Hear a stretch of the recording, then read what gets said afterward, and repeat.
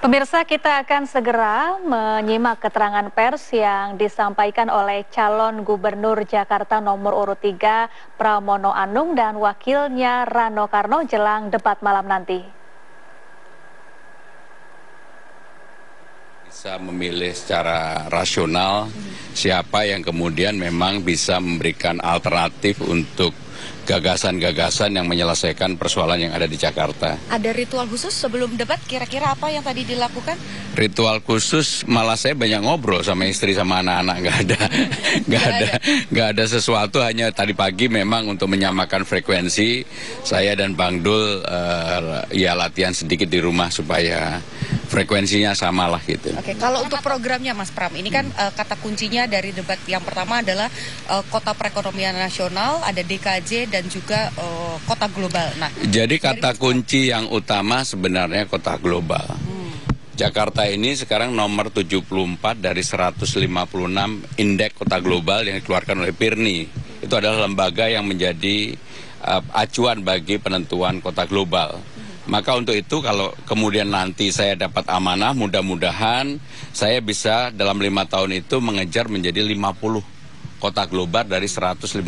Dan kalau itu terjadi maka benchmarknya Jakarta bukan Kuala Lumpur dan Manila, sekarang ini Kuala Lumpur nomor 72, Manila nomor 70, tetapi Bangkok, karena Bangkok itu 48. Kalau untuk ngejar Singapura nggak mungkin, Singapura nomor 7.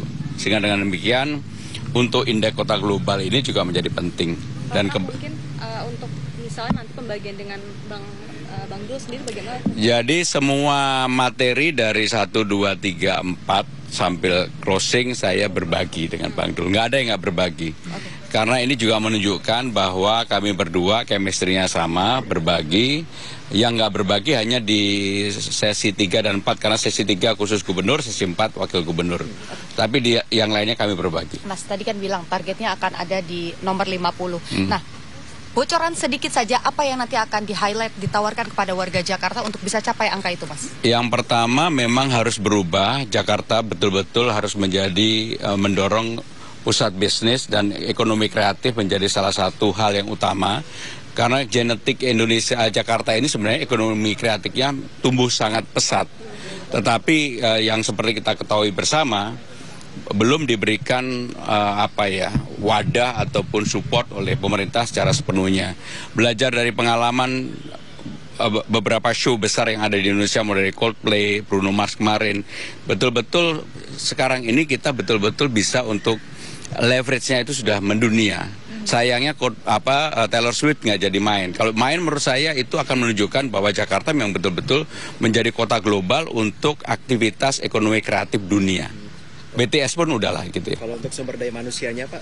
Jadi kalau untuk sumber daya manusianya yang paling perlu diperbaiki adalah untuk yang di bawah. Maka saya menawarkan yang namanya job fair itu setiap 3 bulan sekali diadakan di kantor kecamatan, dan setiap kantor kecamatan ada balai latihan kerja.